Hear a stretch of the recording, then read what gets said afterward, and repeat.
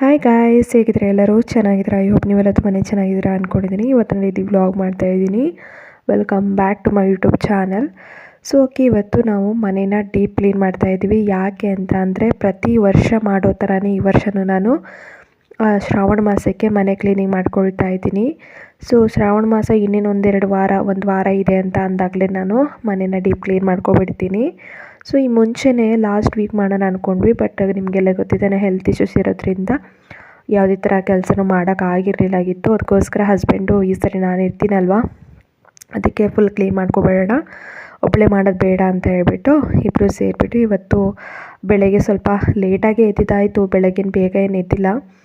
So ಸ್ವಲ್ಪ ಮಾಡ್ಕೊಬಿಡೋಣ, next week ಏನಾದರೂ ಆದರೆ ಮಾಡ್ಕೊಳ್ಳೋಣ. ಮತ್ತು ಇನ್ನು ನೆಕ್ಸ್ಟ್ ವೀಕ್ ಬಂದುಬಿಟ್ರೆ ಅಮಾವಾಸ್ಯೆ ಆನಂತರ ಶ್ರಾವಣ ಮಾಸ ಸ್ಟಾರ್ಟ್ ಆಗುತ್ತೆ. ಸೊ ಅವಾಗೇನು ಮಾಡೋಕ್ಕಾಗಲ್ಲ ಅಂತ ಹೇಳ್ಬಿಟ್ಟು ನಾನು ಹಸ್ಬೆಂಡ್ ಸೇರಿ ಮನೆಯ ಡೀಪ್ ಕ್ಲೀನ್ ಮಾಡೋಣ ಅಂತ ಹೋಗ್ತಾ ಇದ್ದೀವಿ. ಮನ್ವಿತ್ನ ನಾನು ತುಂಬ ಹೊತ್ತೇ ನಾನು ನಮ್ಮ ಮನೆ ಮುಂದೆ ಇರೋ ವೀಕ್ಷರ್ ಮನೇಲಿ ಬಿಟ್ಟಿದ್ದೆ. ಯಾಕಂದರೆ ಅವನಿಗೆ ಡಸ್ಟು ಸಿಕ್ಕಾಪಟ್ಟೆ ಮನೇಲಿ ಡಸ್ಟ್ ಇತ್ತು. ಸೊ ಅಲರ್ಜಿ ಆಗಬಾರ್ದು ಅಂತ ಹೇಳ್ಬಿಟ್ಟು ಅಲ್ಲಿ ಬಿಟ್ಟಿತ್ತು. ಸೊ ನಂತರ ಮನೇನ ನಾವು ಯಾವಾಗಲೂ ಕ್ಲೀನ್ ಮಾಡ್ಕೊಳ್ತಾನೆ ಇರ್ತೀವಿ. ಯಾವಾಗಲೂ ಅಂತ ಅಂದರೆ ಡೈಲಿ ಏನೋ ಸ್ವಲ್ಪ ಡಸ್ಟ್ ಇದ್ರೂ ಮಾಡ್ಕೊಳ್ತಾ ಇರ್ತೀವಿ. ಸೊ ಆದ್ರೂ ಈ ಮನೇಲಿ ಎಷ್ಟೊಂದು ಡಸ್ಟ್ ಆಗಿತ್ತು ಅಂತ ಅಂದರೆ ನೀವು ನೋಡ್ಬೋದು ಇಲ್ಲಿ. ಸೊ ಅದು ಏನು ರೂಮಲ್ಲಿ ಕಾಟ್ ಹಾಕಿದ್ವಲ್ಲ, ಸೊ ಅದ್ರ ಕೆಳಗಡೆ ಅಂತೂ ಸಿಕ್ಕಾಪಟ್ಟೆ ಡಸ್ಟ್ ಆಗಿಬಿಟ್ಟಿತ್ತು. ಅದನ್ನಂತೂ ಯಾವಾಗಲೂ ತೆಗೆಯಲ್ಲ ನಾವು. ನನ್ನ ಬಟ್ಟೆ, ಮನ್ವಿತ್ ಬಟ್ಟೆ, ಹಾಗೆ ಹಸ್ಬೆಂಡ್ದು ಎಲ್ಲ ಬಕೆಟಲ್ಲಿ ಹಾಕಿಟ್ಕೊಂಡಿರ್ತೀವಿ. ಸೊ ಅದು ಎಳ್ಕೊಳ್ಳೋದು, ಕಸ ಹೊಡ್ಕೊಳ್ಳೋದು ಹಾಗೆ ಮಾಡ್ತಿದ್ವಿ. ಸೊ ಹಿಂದೆ ಅಂತೂ ಸಿಕ್ಕಾಪಟ್ಟೆ ಡಸ್ಟ್ ಇತ್ತು. ಸೊ ಅದನ್ನೆಲ್ಲ ಫುಲ್ಲು ನಾವು ಫಸ್ಟ್ ರೂಮಿಂದನೇ ಸ್ಟಾರ್ಟ್ ಮಾಡಿಬಿಡೋಣ. ಏನಾದರೂ ಆಗಿಲ್ಲ ಅಂತ ಅಂದರೆ ನಾಳೆ ಹಾಲ್ ಮತ್ತು ಕಿಚನ್ ಸ್ವಲ್ಪ ಕ್ಲೀನ್ ಮಾಡ್ಕೊಬೇಡ ಅಂತ ಅಂದ್ಕೊಂಡ್ವಿ. ಬಟ್ ನಾನು ಫುಲ್ ಕ್ಲೀನ್ ಮಾಡಿದೆ ಅಂತಲೇ ಅನ್ಬೋದು. ಸ್ವಲ್ಪ ಕಿಚನ್ ಕೂಡ ಸ್ವಲ್ಪ ಬ್ಯಾಲೆನ್ಸ್ ಇದೆ, ಅದನ್ನ ನೆಕ್ಸ್ಟ್ ಬ್ಲಾಗಲ್ಲಿ ಅಪ್ಲೋಡ್ ಮಾಡ್ತೀನಿ. ಆಲ್ರೆಡಿ ನಾನು ಕ್ಲೀನಿಂಗ್ನ ನೆಕ್ಸ್ಟ್ ಡೇ ಮಾಡಬೇಡ ಒಂದೇ ಸರಿ ಆದರೆ, ಈಗ ಆಲ್ರೆಡಿ ಸ್ವಲ್ಪ ಹುಷಾರಾಗಿದೆ. ಮತ್ತು ಯಾಕೆ ಅಂತ ಹೇಳ್ಬಿಟ್ಟು ಹಸ್ಬೆಂಡ್ ಒಂದೇ ದಿನ ಮಾಡಬೇಡ ಅಂತ ಹೇಳಿದ್ರು. ಸೊ ಅದಕ್ಕೆ ರೂಮ್ ಅಂತೂ ಡೀಪ್ ಕ್ಲೀನ್ ಮಾಡ್ಕೊಂಡ್ವಿ. ಆನಂತರ ಮನ್ವಿತ್ತು ಆಟಾಡೋ ಸಾಮಾನು ಏನಿದೆ, ಟೆಡೀಸ್ ಏನಿದೆ, ಸೊ ಅದೆಲ್ಲ ಫುಲ್ಲು ತೆಗೆದು ಡಸ್ಟ್ ಆಗಿದ್ದನ್ನೆಲ್ಲ ನಾವು ಅದು ಒಳಗಿಂದು ಡಸ್ಟ್ ಎಲ್ಲ ತೆಗೆದ್ಬಿಟ್ಟು ಆನಂತರ ಅದನ್ನೆಲ್ಲ ವಾಶ್ ಹಾಕಿದ್ವಿ. ಸೊ ಫುಲ್ ಡೇ ಬ್ಲಾಗ್ ಯಾವ ಥರ ಇತ್ತು ಅಂತ ನೋಡಿ. ಐ ಹೋಪ್ ನಿಮಗೆಲ್ಲ ಇಷ್ಟ ಆಗುತ್ತೆ. ಇಷ್ಟ ಆದರೆ ಲೈಕ್ ಮಾಡಿ, ಶೇರ್ ಮಾಡಿ, ಕಮೆಂಟ್ ಮಾಡಿ, ತಪ್ಪದೆ ಚಾನಲ್ಗೆ ಸಬ್ಸ್ಕ್ರೈಬ್ ಮಾಡ್ಕೊಳ್ಳಿ. ಸೊ ಮನ್ವಿತ್ ಕೂಡ ಬಂದ, ಇವಾಗಷ್ಟು ಆಗಾಗ ಬರೋದು ಹೋಗೋದು ಮಾಡ್ತಾಯಿದ್ದ. ಸೊ ಸ್ವಲ್ಪ ನಾನು ಕೂಡ ಡಸ್ಟ್ ಮಾಡೋಣ ಅಂದ್ಕೊಂಡೆ, ಹಸ್ಬೆಂಡ್ ಬೇಡ ಅಂತಾದರು. ಆದರೂ ನನಗೆ ಏನೋ ಕ್ಲೀನ್ ಮಾಡುವಾಗ ಡೀಪ್ ಕ್ಲೀನ್ ಆಗಿಬಿಡಬೇಕು. ಸುಮ್ಮನೆ ಸ್ವಲ್ಪ ಕ್ಲೀನ್ ಮಾಡ್ಕೊಬಿಟ್ರೆ ಏನೋ ಒಂಥರ ಅನಿಸ್ಬಿಡುತ್ತೆ. ಕರ್ಟನ್ ಎಲ್ಲ ಆಲ್ರೆಡಿ ನಾನು ಅವಾಗವಾಗ ವಾಶ್ ಮಾಡ್ತಾಯಿದ್ದೆ, ಆದ್ರೂ ಕರ್ಟನ್ನೇ ತೆಗೆದ್ಬಿಟ್ಟು ಮತ್ತೆ ವಾಶ್ಗೆ ಹಾಕ್ತೀನಿ. ಸೊ ವಾಶಿಗೆ ಹಾಕ್ಬೋದು. ಸೊ ಬಿಸಿಲಿಲ್ವಲ್ಲ, ಅದೇ ಒಂದು ಬೇಜಾರಷ್ಟೇ. ಬಿಸಿಲು ಚೆನ್ನಾಗಿ ಒಣ್ಕೊಬಿಡುತ್ತೆ.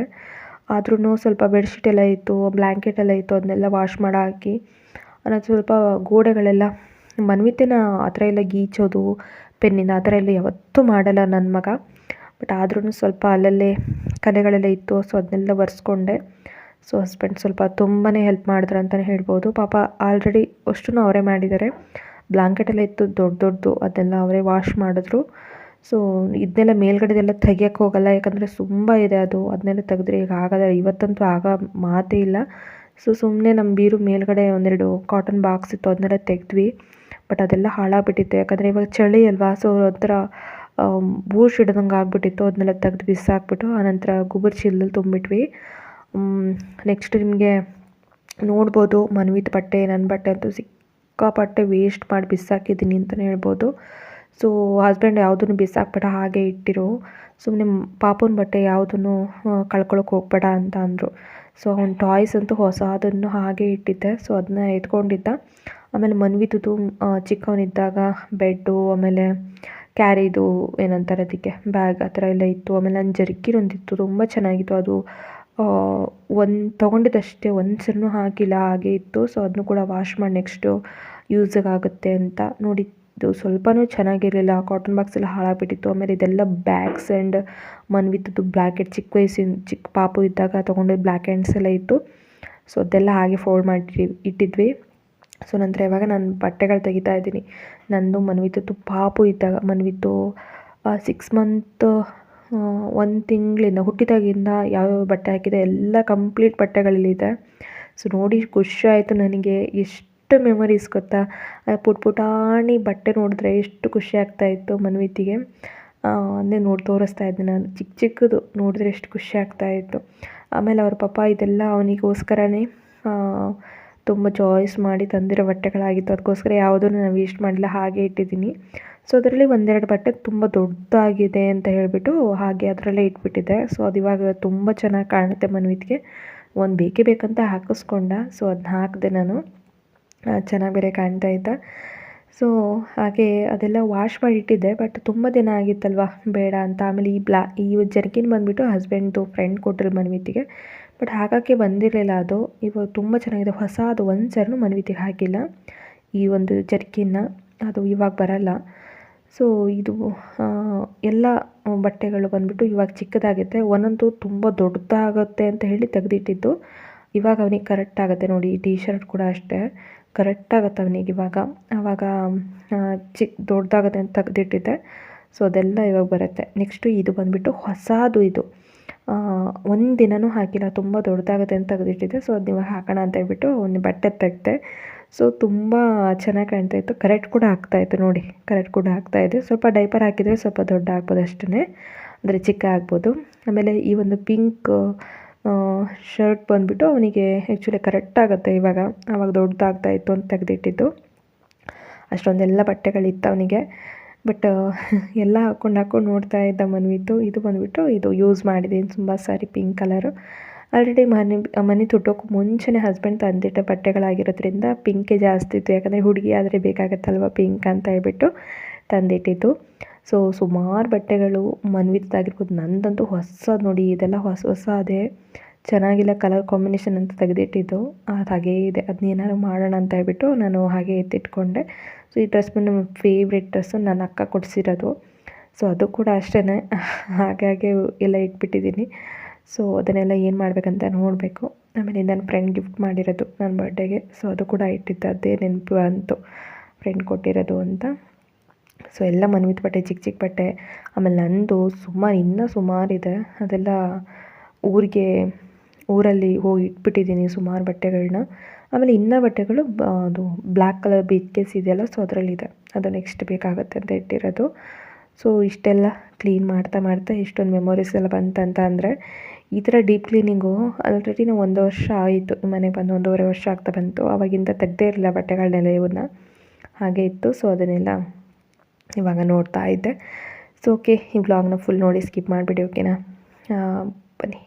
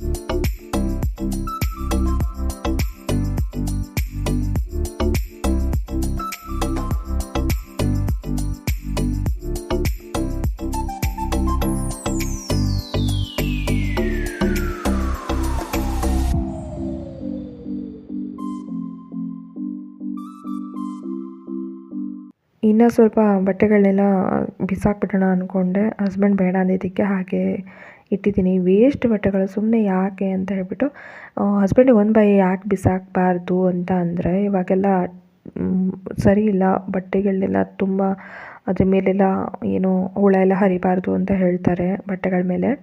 ಸೊ ಅದಕ್ಕೆ ಎಲ್ಲಂದರಲ್ಲೇ ಬಟ್ಟೆಗಳನ್ನ ಬಿಸಾಕಬಾರ್ದು, ಅದೊಂದು ಮೇನ್. ಆದರೆ ಇನ್ನೊಂದು ಏನೋ ಮಾಟ ಮಂತ್ರ ಎಲ್ಲ ಮಾಡ್ತಾರಂತೆ ಬಟ್ಟೆಗಳ ಮೇಲೆ.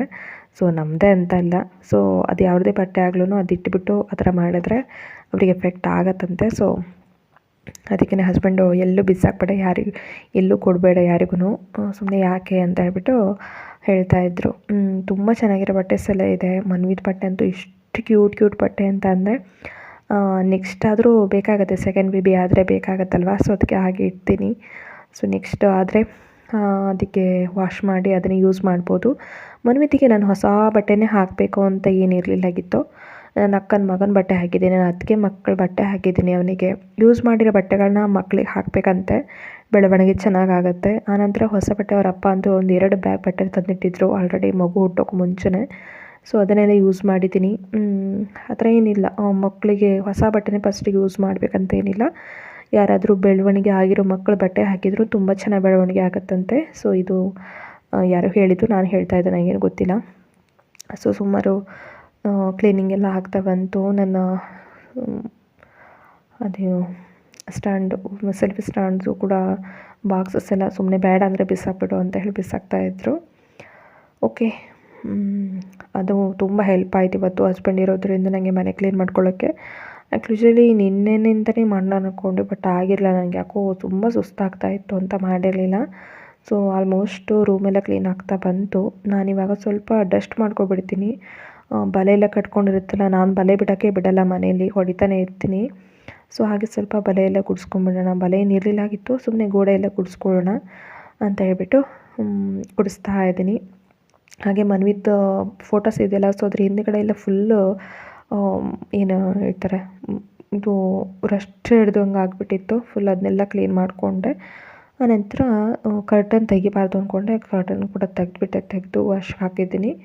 ಸೊ ಸುಮಾರು ಕೆಲಸ ಆಗ್ತಾ ಬಂತು. ನೀವೆಲ್ಲ ನೋಡ್ದಂಗೆ ನೋಡಿ, ಹಾಲೆಲ್ಲ ಫುಲ್ ತುಂಬಿಟ್ಟಿದ್ದೀನಿ. ಸೊ ಫೈನಲಿ ರೂಮ್ ಕ್ಲೀನ್ ಆಗ್ತಾ ಬಂತು. ಫುಲ್ ಎಷ್ಟು ಡಸ್ಟ್ ಇತ್ತು ಗೊತ್ತಾ ರೂಮಲ್ಲಿ, ಸಿಕ್ಕಾಪಟ್ಟೆ ಡಸ್ಟ್ ಇತ್ತು. ಸೊ ಬಟ್ಟೆಗಳನ್ನೆಲ್ಲ ನೋಡಿ, ಇಷ್ಟೊಂದು ಬಟ್ಟೆ ಇದೆ, 2 ಬ್ಯಾಗ್ ಬಟ್ಟೆ, ಅದನ್ನೆಲ್ಲ ಸುಮಾರು ಇವಾಗ ಹಾಕಿ ಇಟ್ಬಿಡೋಣ ಅಂತ ಇವಾಗ ಹಸ್ಬೆಂಡು ಚೀಲದಲ್ಲೇ ಹಾಕಿಡ್ತಾ ಇದ್ದಾರೆ. ಚೀಲ ಚೆನ್ನಾಗಿ ಕಾಣಲ್ಲ ಅಂತಲೇ ಕಾಟನ್ ಬಾಕ್ಸ್ ಇಟ್ಟಿದ್ದು, ಬಟ್ ಚಳಿಗೆಲ್ಲ ಕಾಟನ್ ಬಾಕ್ಸ್ ಸರಿ ಆಗೋಲ್ಲ, ಫುಲ್ ಊದ ಥರ ಆಗಿಬಿಡುತ್ತೆ. ಆಮೇಲೆ ಸಾಫ್ಟ್ ಆಗಿಬಿಟ್ಟು ಫುಲ್ಲು ಏನೋ ಒಂಥರ ಸ್ಮೆಲ್ ಹೊಡಿತಾ ಇತ್ತದು, ಅದಕ್ಕೆ ತೆಗೆದು ಬಿಸಾಕ್ದ್ವಿ. ಹಾಗೆ 1-2 ಬ್ಯಾಗ್ನ ಹಾಗೆ ಮುಂದೆನೇ ಇಟ್ಕೊಂಡಿದ್ದೆ. ಊರಿಗೇನು ಹೋಗಬೇಕಂದ್ರೆ ಸಡನ್ನಾಗಿ ಬ್ಯಾಗ್ ಬೇಕಾಗುತ್ತಲ್ವ, ಸೊ ಅದಕ್ಕೆ. ಸೊ ಫೈನಲಿ ಮುಗಿತಾ ಬಂತು ಕ್ಲೀನಿಂಗು.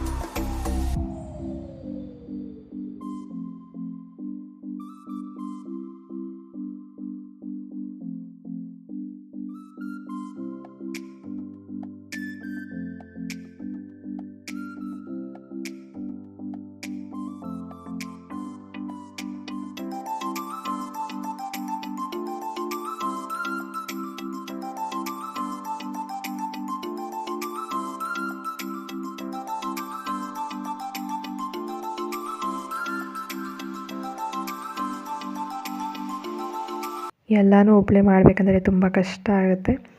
ಅದಕ್ಕೆ ತುಂಬಾ ಹೆಲ್ಪ್ ಮಾಡ್ತಾಯಿದ್ರು. ಸೊ ಹಾಗೆ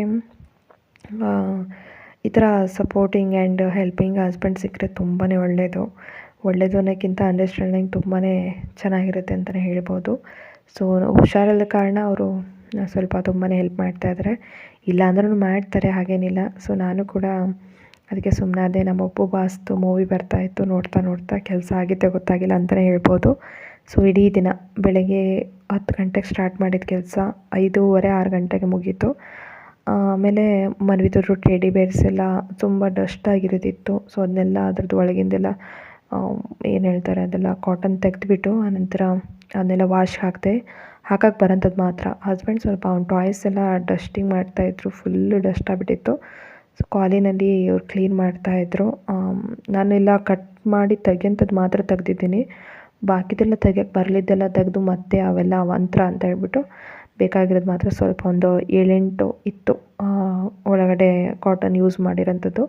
ಸೊ ಅದನ್ನ ತೆಗ್ದಿದ್ದೀನಿ. ಹಾಗೆ ಮೂವಿ ನೋಡ್ತಾ ಕೆಲಸ ಆಗಿದೆ ಗೊತ್ತಾಗಿಲ್ಲ ಅಂತಲೇ ಹೇಳ್ಬೋದು. ಅಷ್ಟು ಬೇಗ ಕೆಲಸ ಆಯಿತು. ಆಮೇಲೆ ಕಿಚನ್ ಬಂದುಬಿಟ್ಟು ಕ್ಲೀನು ನಾಳೆಗೆ ಇಟ್ಕೊಳ್ತೀನಿ. ಯಾಕಂದರೆ ಒಂದೇ ದಿನ ಆದರೆ ನನಗೂ ಕೂಡ ಟಯರ್ಡ್ ಆಗುತ್ತಲ್ವ. ಸೊ ಹಸ್ಬೆಂಡ್ ಕೂಡ ಪಾಪ ಒಂದೇ ದಿನ ರೆಸ್ಟ್ ಸಿಗೋದವರಿಗೆ 2 ಡೇಸು, ಅದರಲ್ಲೂ ಒಂದು ದಿನ ಅಂತೂ ಅಲ್ಲಿ ಹೋಯಿತು. ಇವತ್ತಿನ ದಿನ ಫುಲ್ ಕ್ಲೀನಿಂಗ್ ಆಯಿತು. ಆನಂತರ ಅವ್ರಿಗೆ ಸ್ವಲ್ಪ ಇವತ್ತು ಮಲಗೇ ಇಲ್ಲ ಅಂತ ಹೇಳ್ಬೋದು ನಾವು. ಮನ್ವಿದ್ನೂ ಅಷ್ಟೇ ಮಧ್ಯಾಹ್ನ ಮಲಗಿಸ್ಬಿಡ್ತಿದ್ದೆ, ಇವತ್ತು ಅವನು ಕೂಡ ಮಲಗಿಲ್ಲ. ಸೊ ಹಾಗೆ ಇವತ್ತಿನ ದಿನ ಮುಗೀತು ಅಂತಲೇ ಹೇಳ್ಬೋದು.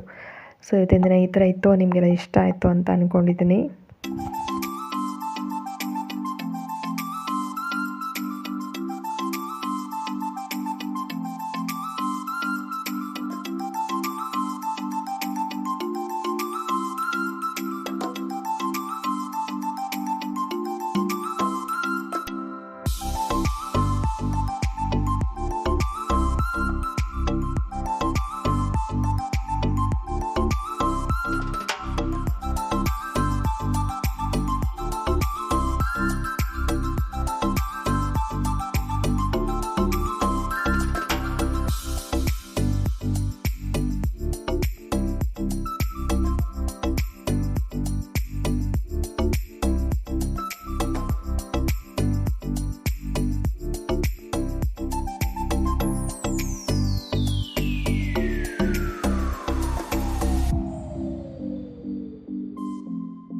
ಮನೇನ ಎಷ್ಟು ಕ್ಲೀನಾಗಿ ಇಟ್ಕೊಂಡಿರ್ತೀವೋ ಅಷ್ಟು ಆರೋಗ್ಯವಾಗಿರ್ತೀವಂತೆ. ಅದೆಲ್ಲ ನಾವೇನೇ ಹೇಳ್ತೀವಿ ಅಷ್ಟೇ. ಆರೋಗ್ಯ ಹೇಳಿ ಕೇಳಿ ಬರೋಲ್ಲ, ಮನುಷ್ಯರಿಗೆ ಬರದೆ ಮರಕ್ಕೆ ಬರೋಲ್ಲ.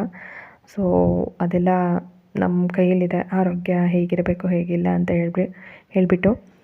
ಸೊ ಹಾಗೆ ಮನೆ ಸ್ವಲ್ಪ ಕ್ಲೀನಿಂಗ್ ಎಲ್ಲ ಆಯಿತು ಅಂತಲೇ ಹೇಳ್ಬೋದು. ಆಮೇಲೆ ಈ ಕಡೆ ಕಿಚನ್ ಒಂದು ಸ್ವಲ್ಪ ಇದೆ. ಕಿಚನ್ ಅಂತೂ ಆಲ್ಮೋಸ್ಟ್ ನಾನು ಯಾವಾಗಲೂ ಕ್ಲೀನ್ ಮಾಡ್ಕೊಳ್ತಾನೆ ಇರ್ತೀನಿ. ನನಗಂತೂ ಅಡುಗೆ ಆದ ತಕ್ಷಣ ಕಿಚನ್ ಪಟ್ಟಂತ ಕ್ಲೀನ್ ಮಾಡ್ಕೊಂಡ್ಬಿಡ್ತೀನಿ. ಸೊ ನಂಗೆ ಕಿಚನ್ ಕ್ಲೀನಾಗಿದ್ದರೆ ಏನೋ ಒಂಥರ ನೆಮ್ಮದಿಯಾಗಿರುತ್ತೆ. ಆಮೇಲೆ ವರಮಹಾಲಕ್ಷ್ಮಿ ಹಬ್ಬಕ್ಕೆ ಆಲ್ಮೋಸ್ಟ್ ಕ್ಲೀನಿಂಗ್ ಎಲ್ಲ ಆಯಿತು ಅಂತ ಅಂದ್ಕೊಂಡಿದ್ದೀನಿ. ಕಿಚನ್ ಕ್ಲೀನಿಂಗ್ ಏನಿದೆ ನಾಳೆ ಇನ್ನೊಂದು ವೀಡಿಯೋದಲ್ಲಿ ಶೇರ್ ಮಾಡ್ಕೊಳ್ತೀನಿ. ಓಕೆನಾ? ಮತ್ತೆ ಸಿಗ್ತೀನಿ. Bye bye, take care.